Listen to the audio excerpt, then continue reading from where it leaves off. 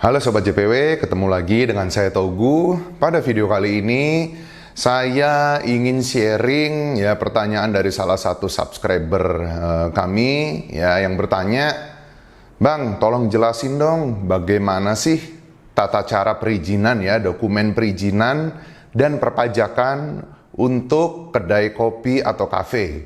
Oke, yuk langsung aja kita bahas sampai selesai.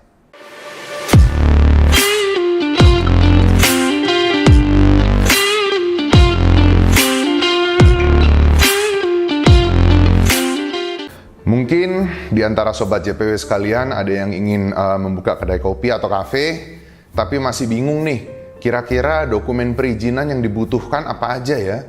Terus nanti mengenai masalah perpajakan itu seperti apa? Lalu ada lagi service charge itu seperti apa? Gimana caranya? Oke, langsung aja yuk kita bahas sampai selesai.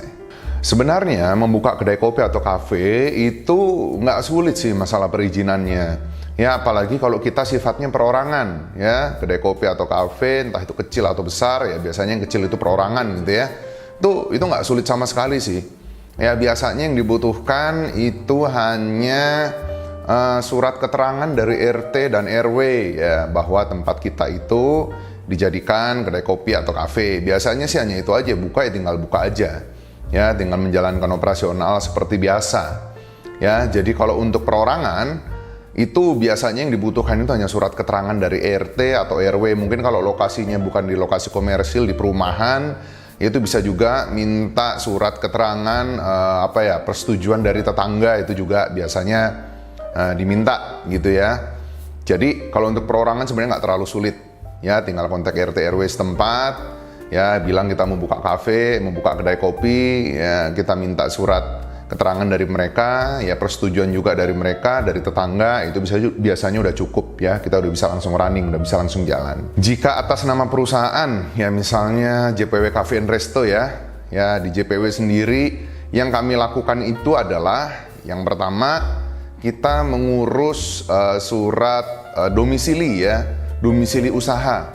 Nah itu biasanya kita urus ke kelurahan. Biasanya untuk mendapatkan domisili perusahaan, itu yang dibutuhkan adalah surat keterangan dari RT, dari RW, lalu biasanya kita juga diminta surat kontrak ya, jika tempatnya itu kita masih ngontrak ya, itu kita diminta surat kontrak perjanjian sewa ya dengan si pemilik. Nah itu biasanya nanti kelurahan minta tuh ya, lalu KTP pengelola ya, biasanya seperti itu sih. Udah, nanti biasanya surat domisili nggak lama kok, sekali kita ngurus juga cepat langsung jadi. Nah karena kebetulan kalau JPW Cafe and Resto itu adalah rukonya adalah milik dari JPW sendiri, yang kami lakukan adalah pertama kami mengurus akte cabang ya.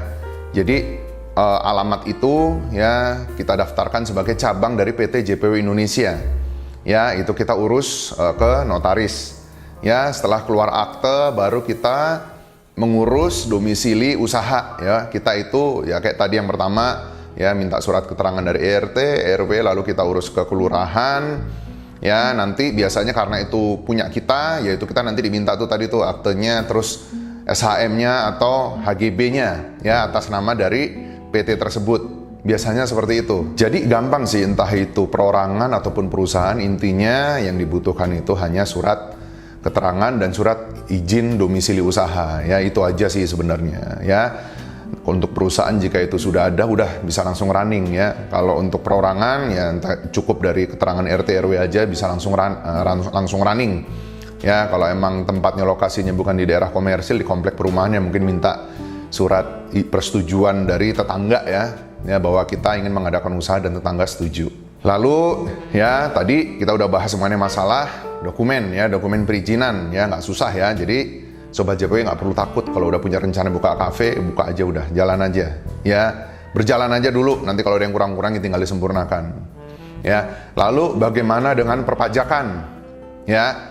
Nah ini kalau di JPW sendiri, JPW Cafe and Resto, karena sebenarnya kafe kita itu under PT ya, PT di bawah atas nama PT JPW Indonesia, maka otomatis kita langsung mengurus perpajakan itu ke pemerintah daerah ya, ke kantor wali kota ya. Itu kalau JPW waktu itu ngurusnya ke kantor wali kota ya. Nanti kita akan dibuatkan akun pajaknya untuk JPW ya. Jadi nanti kita tiap bulan ya omset kita berapa ya, nanti ada PPN 10% yang kita harus bayarkan ke pemerintah daerah, bukan ke pemerintah pusat ya. Kalau Cafe Resto itu ke pemerintah daerah. Nanti ada rekening yang mereka kasih langsung ke rekening pemerintah daerah. Lalu jika masih perorangan, gimana? Kira-kira harus pakai PPN juga atau enggak? Sebenarnya ini menjadi kebijakan dari pemerintah daerah setempat ya. Kalau kita bukanya kecil-kecilan ya, masih skala kecil, juga belum terlalu rame, omsetnya juga masih kecil, biasanya dari pemerintah daerah sih nggak resek sih ya, biasanya mereka nggak minta urusan perpajakan ya, buka-buka aja gitu ya. Tapi ada juga ya yang perorangan tapi tempatnya itu lumayan besar dan ya rame banget ya, itu biasanya nanti dari pemerintah daerah itu akan datang ya minta kita untuk ngurus pajak dari kedai kopi atau kafe tersebut. Jadi nanti setiap struk pembelian itu akan dikenakan PPN 10% ya, dan itu kita bayarkan setiap bulan ya. Tapi itu nggak semuanya kena juga sih, itu kembali lagi tergantung kepada pemerintah daerah setempat. Bayar pajaknya juga nggak susah, bayar pajaknya bisa langsung transfer ya. Nanti biasanya kita setiap bulan yaitu berdasarkan laporan omset kita sih. Misalkan omset kita 10 juta, ya udah berarti kita bayar pajaknya 1 juta. Ya seperti itu, tergantung laporan omset kita. Bagaimana dengan service charge? Ya, kalau service charge di JPW Cafe and Resto sendiri itu kita kenakan service charge di 2,5%. Ya, jadi customer itu setiap di struknya itu ya itu akan terkena charge lebih 2,5%. Ya, dan service charge ini semuanya kita bagikan di akhir bulan itu ke seluruh karyawan. Ya, jadi misalkan service charge bulan Juni jumlahnya 1,5 juta dari tanggal 1 sampai tanggal akhir bulan sampai tanggal 31 atau tanggal 30. Itu nanti jumlah karyawannya ada berapa, itu nanti service charge semuanya kita bagikan ke mereka. Ya, itu sebagai imbalan sebagai bonus juga untuk mereka yang telah melayani customer dengan baik. Otomatis kalau mereka melayaninya sepenuh hati, melayaninya baik, otomatis tempat kita pun semakin ramai karena service charge mereka pun akan semakin tinggi. Kalau mungkin Sobat JP yang nanya, customer protes nggak tuh ada service charge? Sejauh ini sih nggak ada yang protes sih. Ya, customer kalau cuma kena charge 2,5% sih kayaknya nggak ada masalah. Ya, mereka belum ada yang punya, kok ada service charge-nya nggak ada sih. Ya, jadi selama ini sih aman-aman aja. Lagi juga kebangetan lah kalau misalkan protes, contoh nih, ada customer bayar 100.000, kena 2,5%, cuma 2.500 saya jadi masalah sih. Kalau menurut saya sih kayaknya kebangetan sih. Ya, tapi sampai saat ini customer JPW nggak ada yang protes ya mengenai service charge. Berapa sih besarannya service charge? Nah, service charge itu kisarannya di 2,5% sampai 7,5%. Ya, itu ada juga yang ngasihnya 5%, ada juga yang ngasihnya 7,5%. Cuman kalau dari JPW sendiri 2,5%. Agar customer tidak berat dan karyawan pun juga oke lah ya, mereka tetap masih dapat ya. Per bulan itu ya tambahan-tambahan dari gaji ya lumayan lah ya untuk transport. Ya, jadi kalau di JPW yaitu ada PPN, ada service charge seperti itu.